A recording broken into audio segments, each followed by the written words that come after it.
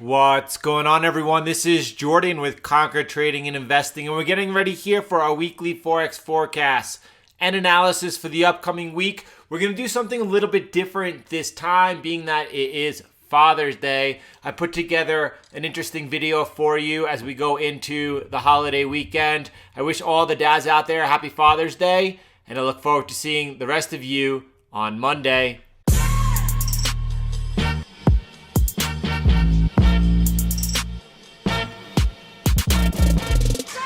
So far, the pullback here on the euro dollar has been pretty telegraphed. We could see it coming, and it's been pretty orderly. Now you could see over here, this trend line continues to hold over here. And as long as we continue to trade down with it, that is pretty strong trend here that we have going on right now. And this could get a little bit unorderly as we could start seeing perhaps some further selling pressure over here, taking us down first towards the support at 1.10, and then perhaps even closer down towards 1.1. The whole number, all of that looks like it is developing. Now watching the DXY, you could see over here that we have broken out here of this reverse head and shoulders pattern. We've been tracking it all week together on the live streams, and here you could see the head and shoulders, reverse head and shoulders. You see it breaking above here on the close, above resistance, closing at a high for the week. Very bullish turnaround over here. By the way, this last little impulse down over here, the head, that was after the FOMC meeting. We had a bit here of a little bit of a fundamental change going on with the dollar, and that's the fact that the Fed is not looking at anytime soon to go ahead and do any integrate any policies that would be controlling the yield curve. So right now we're seeing the dollar bid back. It looks like it should be coming up next week and testing the 98.30 horizontal resistance, as well as at the same time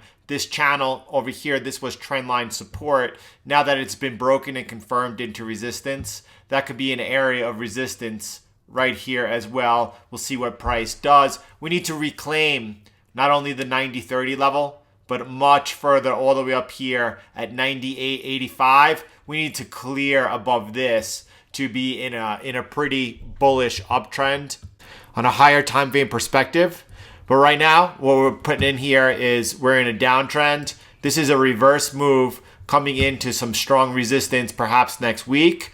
If we break above it, then it brings in the big test of 98.85. Right now is the time to be long dollars.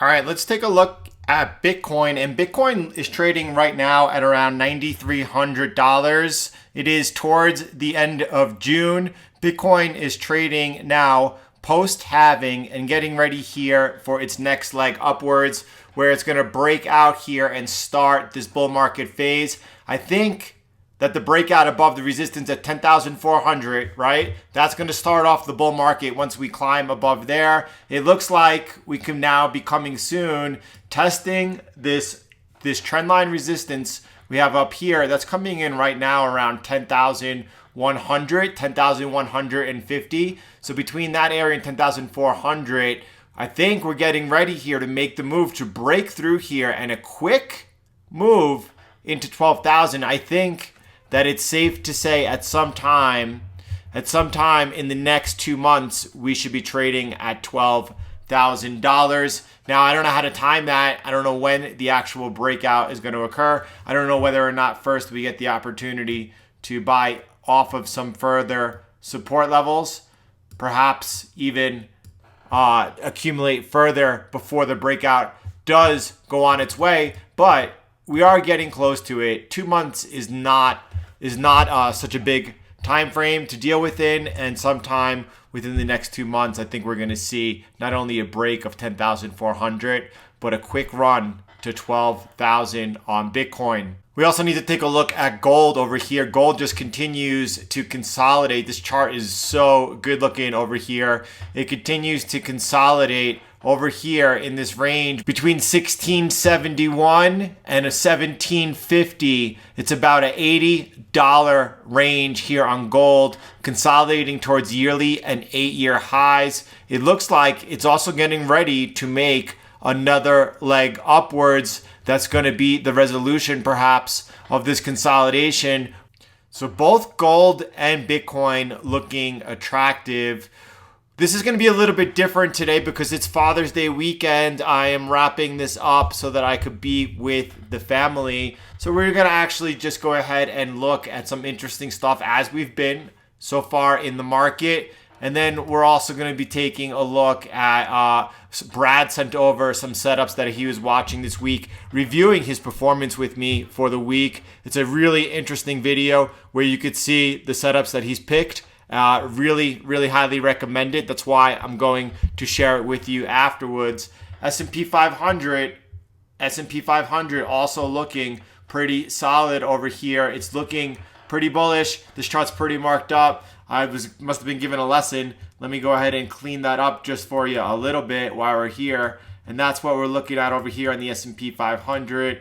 Also looking quite bullish and ready to extend. And then when you have the dollar, we've already looked at the dollar, but the dollar you could see ever since the FOMC meeting has put in what looks to be a near-term bottom and continues marching along over here. The big four, the S&P 500, the dollar, Bitcoin, and gold, could they all be trading up in the months ahead?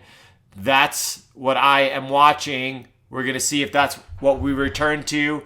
By the way, before we get into Brad's setups over there, and Brad's doing a fantastic job.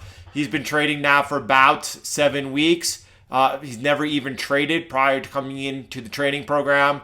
And he is now a break-even trader. A little bit better than break-even, but we're working on really improving that and opening up that margin so that he becomes constantly profitable. Here's also a look at the euro Japanese yen, and you can see over here, obviously if I back up now, obviously you can see in hindsight, where once we came into this huge area of resistance over here, we have since rolled over now. What is the next move here on the euro Japanese yen? That's what traders need to be asking themselves, as this pullback has now developed into something more.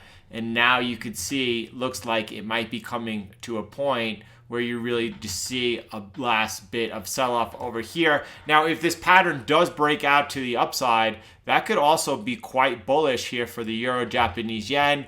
We could see, if we lose this support over here at 118.85, if we lose that, then we could be seeing some lower numbers here on the euro Japanese yen. Right now we look like we're towards the phase over here where we might see a further extension down, and that's going to be an important test down over here between 118.85 and 118.37. Watch out for that next week, and watch out for a possible break outside of this, what looks like to be a falling wedge pattern. If it breaks up to the upside and starts gaining some traction, that could be a really good trade as well. All right, let's kick it off here and listen to Brad going over these great setups and trades he took this week.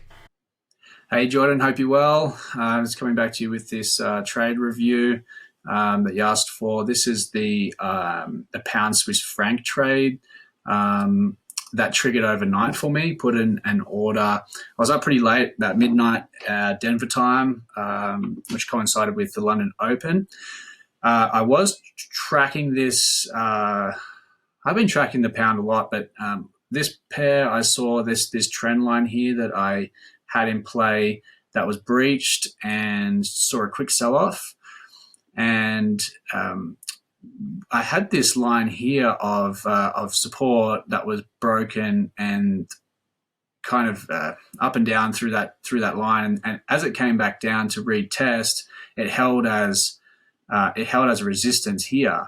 If I can zoom in a little bit. And so this price bar during the early stages of the London Open was about here, and it just looked like a nice place to lean in for a sell. We are in a strong downtrend overall, so that added to my decision making. And I did see with the London Open that the pound was opening very weak across a number of these pairs.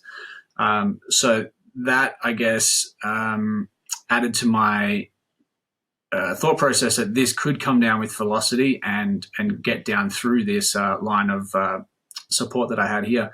So I basically I had this small green candle showing that it held as resistance, and as this started making down, I placed my sell order right here at 1.18837, just below this green candle's wick, which activated while I was sleeping.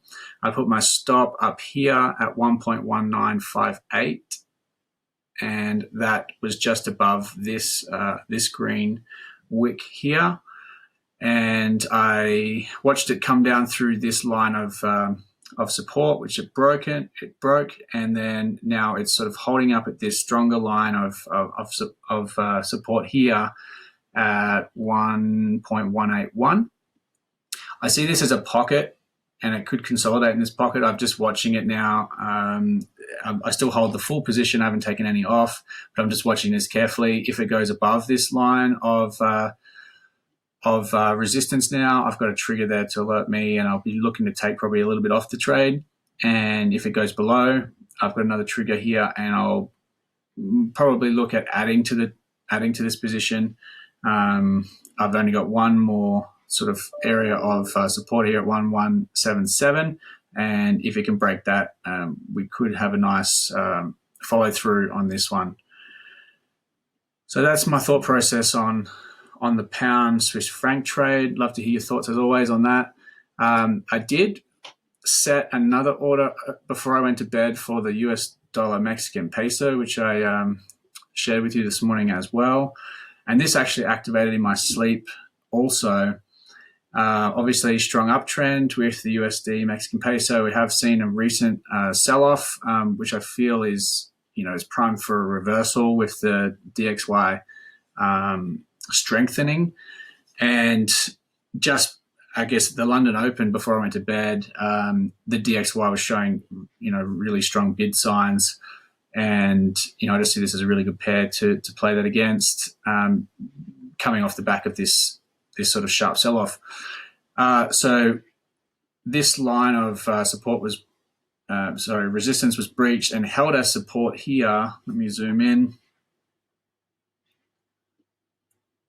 So I have this line here at 22.163, and as it came up and sort of tested that line again, it held nicely, and this nice big strong green candle, I set the buy order at 22.49635, which activated during my sleep, and so far I've seen a little bit of a gain on that.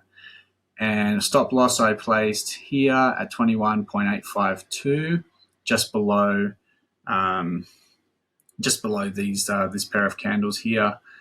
And so far holding the trade full position. I'll probably won't be looking to do anything with it until we get up around this 23.346, and I'll just review what price action is around there. But that's the trade so far. Love to hear your thoughts as always, and appreciate your support. Thanks, Jordan.